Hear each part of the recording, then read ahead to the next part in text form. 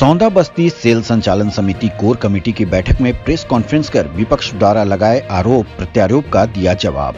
रामगढ़ जिला के सौंदा बस्ती सेल संचालन समिति कोर कमेटी के बैठक में प्रेस कॉन्फ्रेंस कर विपक्ष द्वारा लगाए आरोप प्रत्यारोप का अध्यक्ष नीतीश कुमार गुप्ता ने जवाब दिया। कहा, कुछ लोग द्वारा सेल समिति में मनमानी किए जाने और प्रोटोकॉल तोड़ने पर उन्हें कमेटी से निष्कासित कर दिया गया है, लेकिन दुर्भावना से ग्रस्त होकर उन लोगों द्वारा जबरन गलत तरीके से कमेटी बनाई गई है, जिसका कोई मान्य नहीं है। दूसरे ओर पूर्व मुखिया दयानंद प्रसाद के मुखिया कार्यकाल में मेरे द्वारा ITR के माध्यम से भ्रष्टाचार को लेकर लिखित जवाब मांगा गया था। तब से लेकर आज तक दयानंद प्रसाद मुझसे व्यक्तिगत दुश्मनी साधने का काम कर रहे हैं। दुर्भावना से ग्रस्त होकर दयानंद ने मुझे जान से मारने की धमकी भी दी है, जिस कारण मुझे संदेह है कि कभी भी मेरे साथ कोई अप्रिय घटना घटित हो सकती है। वहीं सेल संचालन समिति के कोषाध्यक्ष धनेश्वर प्रसाद ने अध्यक्ष नीतीश गुप्ता का समर्थन करते हुए कहा, वर्तमान में सेल संचालन समिति अनुसंधान पूर्वक मजबूत स्थिति में चल रही है। जितने लोग बेरोजगार थे उन्हें रोजगार से जोड़ा गया है। यहाँ विवाद कुछ नहीं है।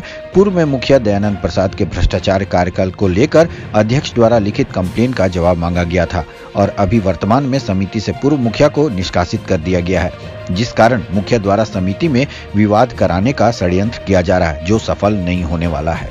रामगढ़ ब्यूरो मंसूर खान की रिपोर्ट। विवाद किसी तरह का नहीं है। हम बस सामाजिक बात को लेकर के एक बार RTI मारे हुए थे, जिसमें कुछ चीज संज्ञान में मेरे आया, जैसे कि PM आवास हो गया, शौचालय हो गया और एक तालाब है हम लोग का। उसमें हमको ऐसा लग रहा था कि शायद इसमें भ्रष्टाचार का कुछ है, तो उसी के लिए हम जांच का लिखे हुए थे। उसी को वो ईगो बना लिया है और उसी में हम लोग का आपसी नोकझोंक हुआ है। क्या चाह रहा है प्रशासन से?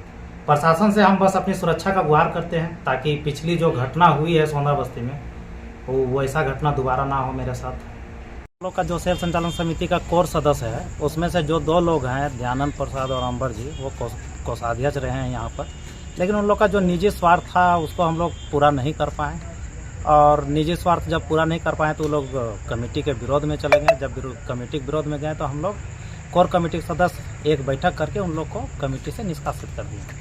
निष्कासित करने के बाद वो सब एक अलग कमेटी बना लिए। अब आज हम लोग को पता चला कि जो कमेटी वो लोग बना है उसमें लेटर पैड हम ही लोग का यूज कर रहे हैं, जिसका हम लोग कल जा कर के कानूनी उसका संज्ञान लेंगे कि क्या उसमें कानूनी प्रक्रिया हम लोग कर सकते हैं और कानूनी प्रक्रिया में ही हम लोग जाएंगे। चल रही है अभी। देखिए, सेल संचालन समिति सौंदा बस्ती जो है, ये काफ़ी यहाँ के ग्रामीणों और जो हमारे अगल बगल के जो क्षेत्र के लोग हैं, जनता है, सब मिलजुल कर ये सेल संचालन समिति का गठन किया गया था। हमारे तमाम ग्रामीण जो हैं, उसमें हमारे जो नवयुवक भाई हैं, हमारे बुज़ुर्ग लोग हैं, हमारे गांव के जो महिला लोग हैं, वो सारे लोग इसमें समाहित हैं, सब लोग शामिल हैं। सौंदा बस्ती और सरैया टोला का ये मिली जुली एक हमारा समिति है, संचालन समिति, जो सेल को लेकर इस समिति का गठन किया गया था और सुचारू रूप से सेल चल रही है। हाँ, ये मौजूदा हालत में कुछ ऐसा देखा जा रहा है कि कुछ 2-4 ऐसे लोग हैं जो अपने स्वार्थ साधने के लिए ये कभी अलग कमेटी का गठन करते हैं और कभी कमेटी के प्रति या कमेटी के पदाधिकारियों के प्रति उलूल जुलूल जो बयान देते हैं, तो इससे कोई फ़र्क नहीं पड़ता है। अभी हम लोगों ने सेल संचालन समिति के द्वारा हम लोगों ने ये निश्चित किया है कि चूँकि अभी लोकसभा चुनाव हमारे क्षेत्र में अभी चल रही है, उसी के मार्फत अभी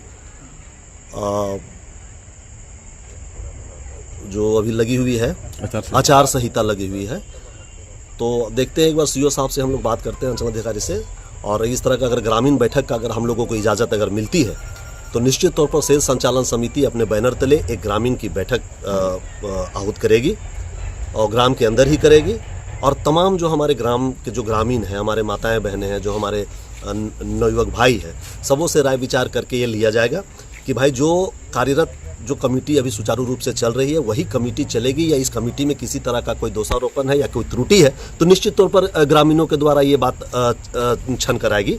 लेकिन चूंकि ये ग्रामीण का बनाया हुआ कमेटी है और ग्रामीण ही इस पर डिसीजन लेगा और बृहद पैमाने पर हम लोग ग्रामीण का बैठक अगले 10 तारीख को करने जा रहे हैं, अगर हम लोग को CO साहब से अगर इजाज़त मिल जाती है तो।